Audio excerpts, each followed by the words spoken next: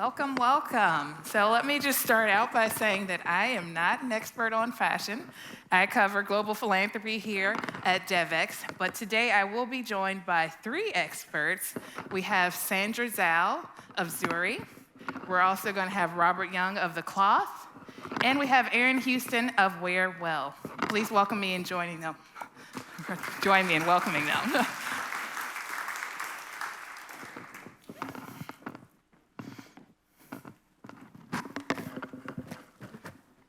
Hello. Thank you so much for being here. So, as I said, I am not an expert in fashion. So for me, I think I wanted to start out by hearing from you what you mean when you say ethical or sustainable fashion, what that means for each of your brands. And so, Sandra, could we start with you? Great. So I think sustainable for us is really sort of like a holistic approach. So I think when we started, like a key value for us was that we wanted to create a business that sort of like intrinsically had value because we were making things that people really wanted. Because if they want it, they'll keep buying it, and that enables us to keep growing and to create jobs that are stable, that are salaried, and that will sort of like continue to sort of perpetuate and like allow workers in like the larger community to be able to plan and have sort of like sustainable livelihoods. So I think that that's very core to us. I think sort of expanding a little bit more sort of there's also environmental sustainability. So I think in our production, we sort of use rainwater collection, and so sort of we're sustainable in that way. We are sort of working on expanding our solar sort of power. So right now our production is 25% solar supported. And so I think that, yes, it's like a very holistic idea for us. And what is rainwater collection? What does that mean? I guess. Oh, like a catchment system. So we do our production in Kenya, and we're on the Kenyan coast, which gets lots of rain. And so we just have systems sort of above the factory that collect water and allow us to use that for all of our textile washing. So we aren't reliant on sort of water from like the water system. And I think sort of that's beneficial sort of like for the environment, and then also we're working in sort of like a country and like in a town that has sort of unpredictable water systems, and so it allows for sort of greater stability in our production as well. Right. And Robert, I know that you are based in the Caribbean. Yes, based in Trinidad. Right, and you've been doing this for quite a while. So I want to know like how the definition of ethical and sustainable maybe has evolved for your brand? For the cloth, we try to embed messages that are part of the eco-cultural system that people understand. So we apply onto fabric stories that people have a nuance for it, that there is some message there for them. Because in our societies like ours, where the systematic oppression has happened for so long, a lot of the messages are hidden. The history of the space is hidden in artifacts and in the music, like in the pan and in the calypso. So I try to draw from that and put it onto the clothing.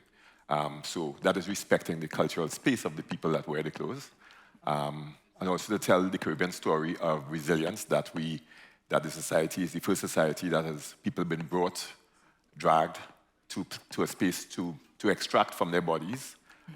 So we are trying to dress those bodies, encode them, protect them, cocoon them in a way that is near like a spiritual piece of clothing, that you wear something to celebrate your spirit. So that's important for us. The way we work with workers, one of our plans, we've been trying for a while to get a worker-owned cooperative off the ground. So ethical in the sense of how other humans are treated. And the pieces that we have to see about, like, Trinidad was the first extractor of oil on a commercial basis. At a point, we supplied 70% of the natural gas, the seaboard of the United States. So embedded in our laws is to stop us from doing environmental things, like solar, like extraction of water on your own. All those things are controlled by old, archaic colonial laws that have protected the extraction of the oil. So we have to figure those things out. And ethical for me also is letting the workers lead the space make these decisions of how the workshop should run, and empower people by basically saying this is what you need to do and try to figure it out. Those are some of the things. Right.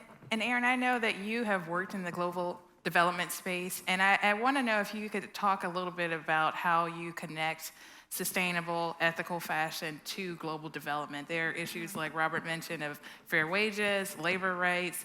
A lot of these areas people are concerned about. How does that connect to the work that you do? Yeah, it's such an interesting question. You know, when the average person hears sustainable fashion, they just think about the environment. They think about maybe the end of the life cycle of that piece of clothing. But really, when you think about the industry as a whole, you have to think about the environmental footprint, things like using rainwater. You have to think about how you respect the cultures in which they're being produced in. You have to think about fair wages, access to a safe work environment. And if you look at that at scale, there are about 80 million garment workers around the world today, and often underpaid, often in unsafe working conditions. And so really, when you're dealing with sustainable fashion and you're dealing with ethics in the fashion industry, you're really talking about access to better livelihoods for people. And when you're talking about lowering environmental impact, we know that that is a global development issue. It disproportionately affects people in developing communities. But the thing that always brings me back is that 85% of garment workers are women. So it's also a global women's issue to be working on fair wages and environmental sustainability in the fashion industry.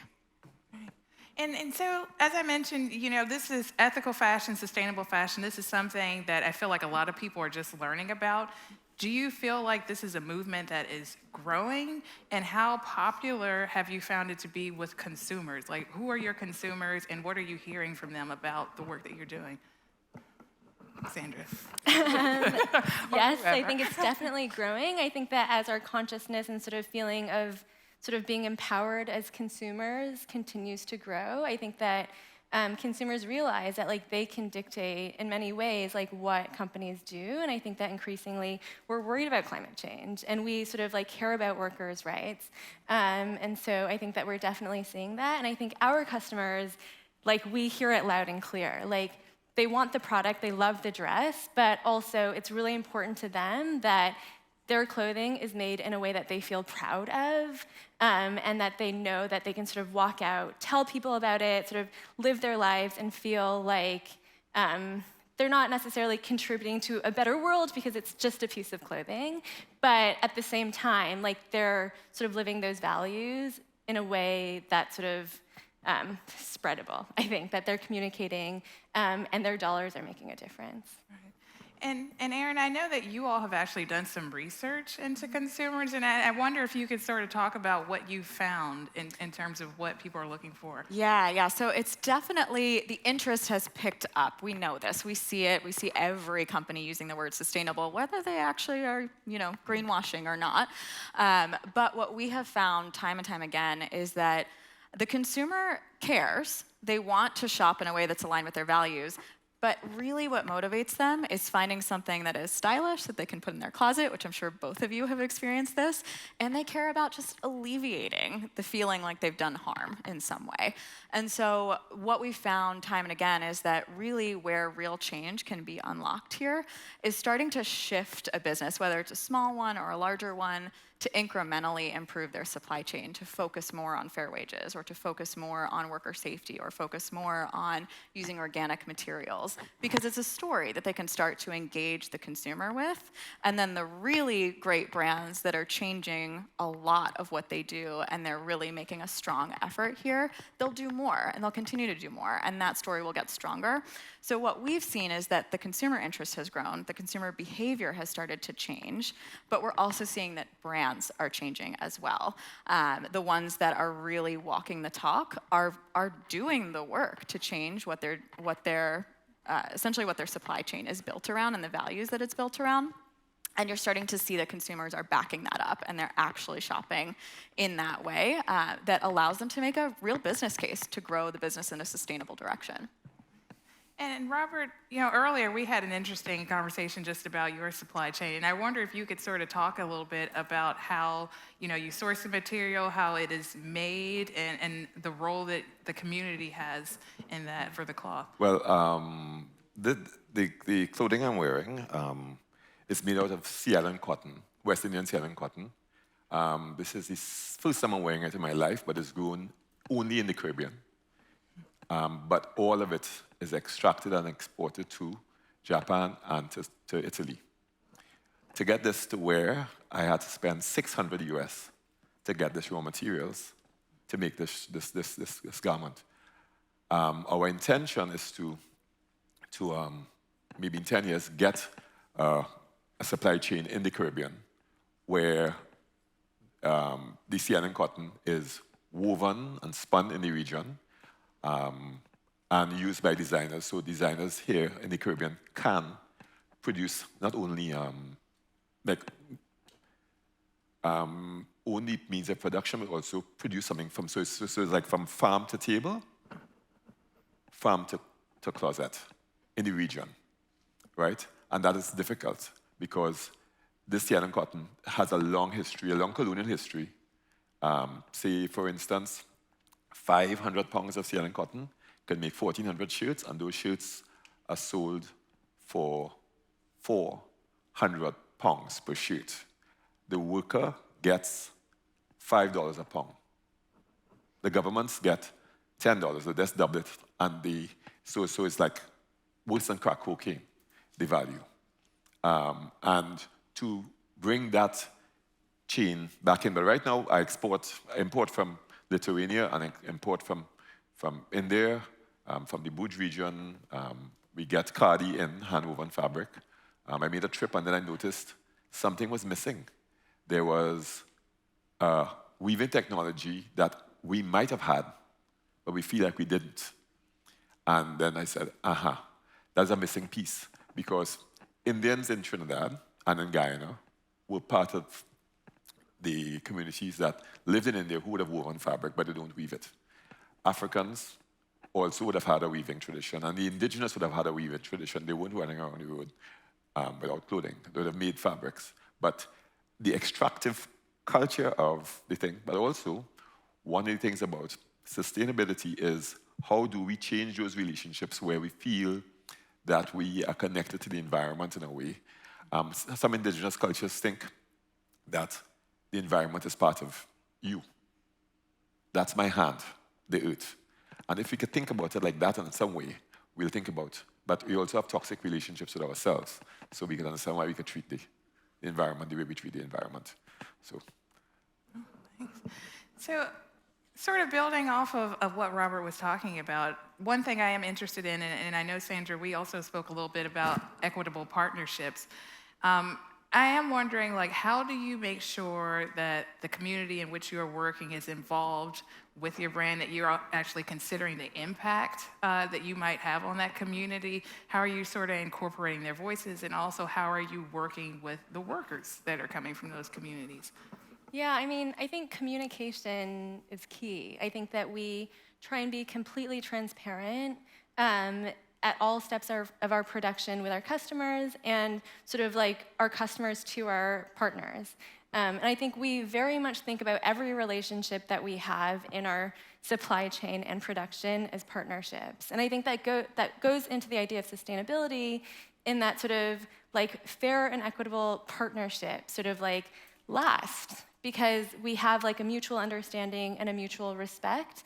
And I think that enables us to grow, and it allows us to really invest in our partners as well. And so it sort of goes both ways. Like, I think we try and avoid sort of this idea of it just sort of like being a transaction, right? Like, we don't just buy fabric and take it and that's it. Like, we very much commit to our partners, and so the textile manufacturers that we've been working with, we committed when we started, like, we're gonna build this, like, we're gonna do it together and we're gonna grow together. And I think that we're really proud that 5 years in, sort of like the Batik Dyer Cooperative that we work with in Ghana, that we started with in 2018, like, we continue to sort of like have rolling orders with them throughout the year to now. And so we've been able to sort of like see their business grow and their facilities grow and their workers grow.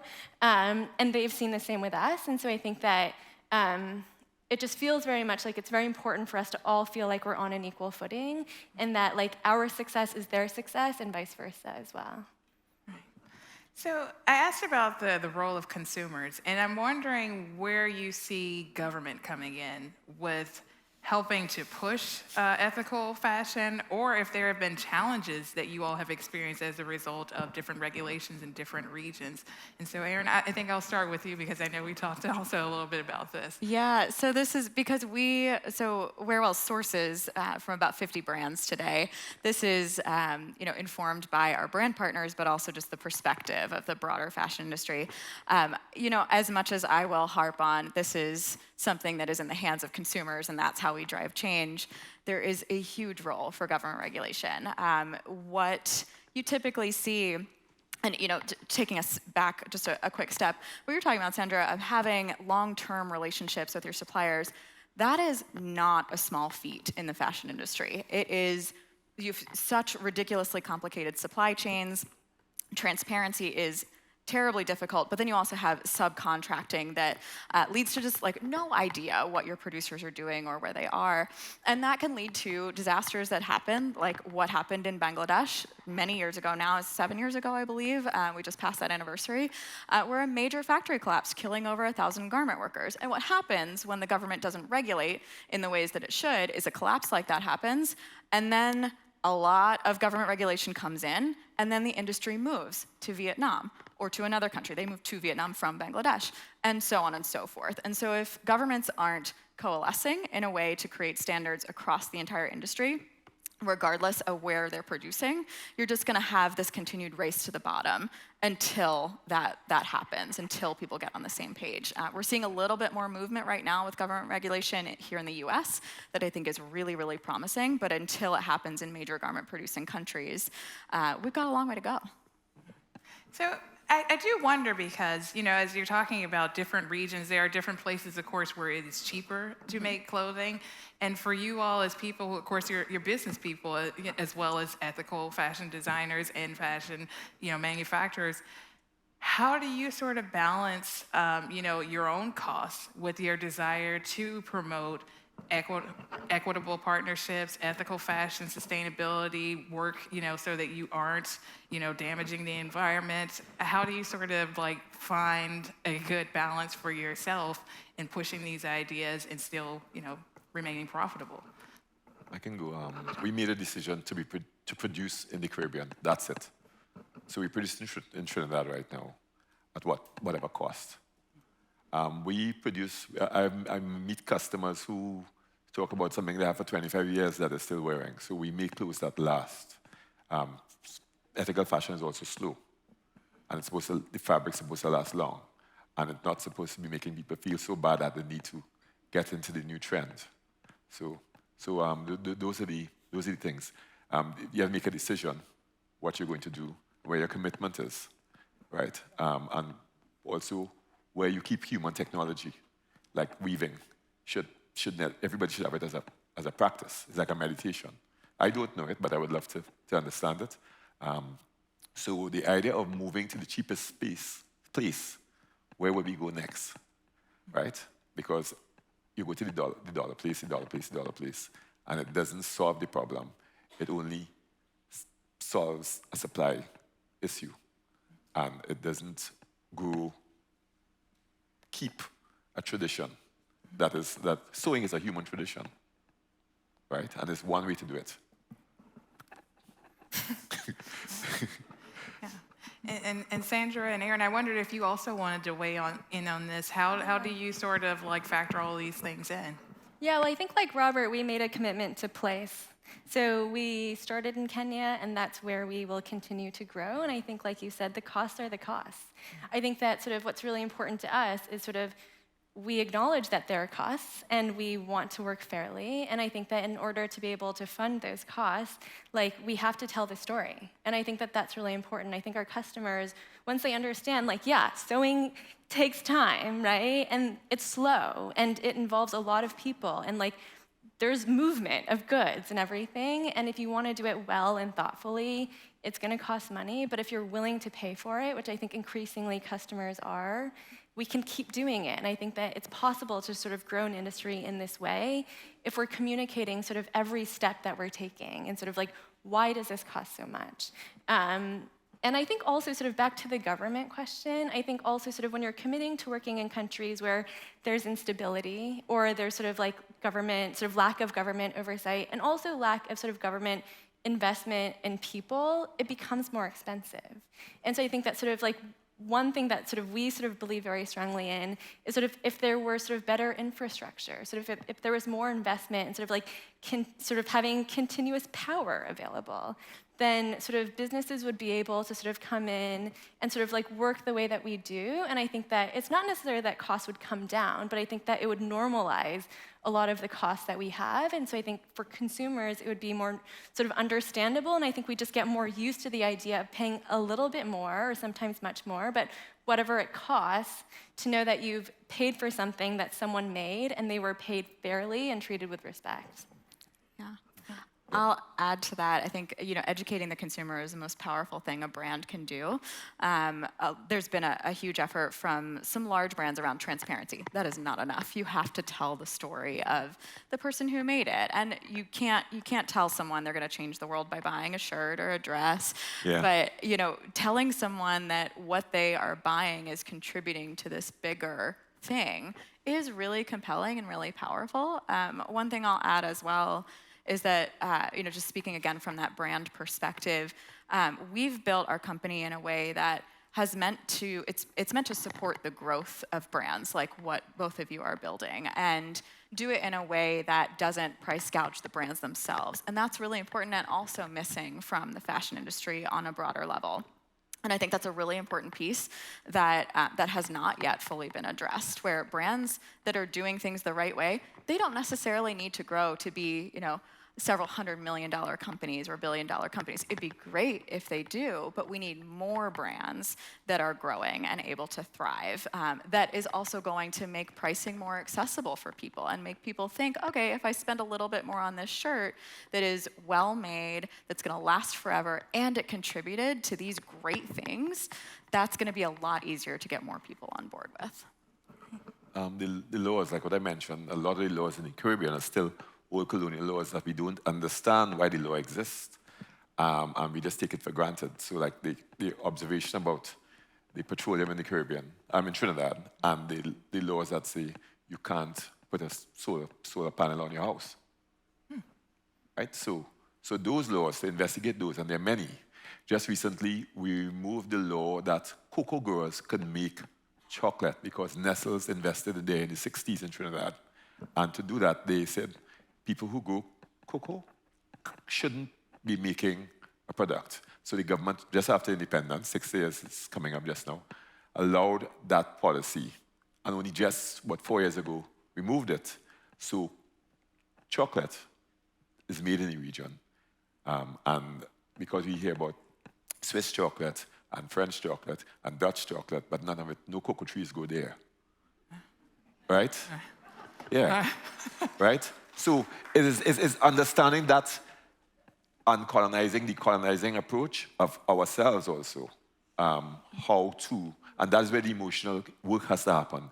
A kind of emotional competence to know that I could say this here, also to say that there are things that we need to fix, and the only way we could fix it is when it feels uneasy to figure out why, and still try, and do whatever it is that makes you feel uneasy, because those are the things that stop men, and stop us from men as in male humans, that's doing the things the way we do things, and as this space messed up. Okay. Yeah. Well, we are about at time, but I want to thank you all so much for being here today and for informing us about ethical and sustainable fashion. I guess if you had to make a short pitch for why somebody should maybe pay a little bit more for their clothes than to buy fast fashion, I'm curious what you would say, Sandra. Well, first of all, it'll last longer. You'll feel better, and lots of other people will feel better too. We borrowed money for the entire COVID period to keep the staff employed. We need to sell. Fast fashion brands have 52 seasons a year. You don't need to dress for 52 seasons. Think about your impact and support the brands that really need it. Great. Thank you all so much, and thank you all for being here for this.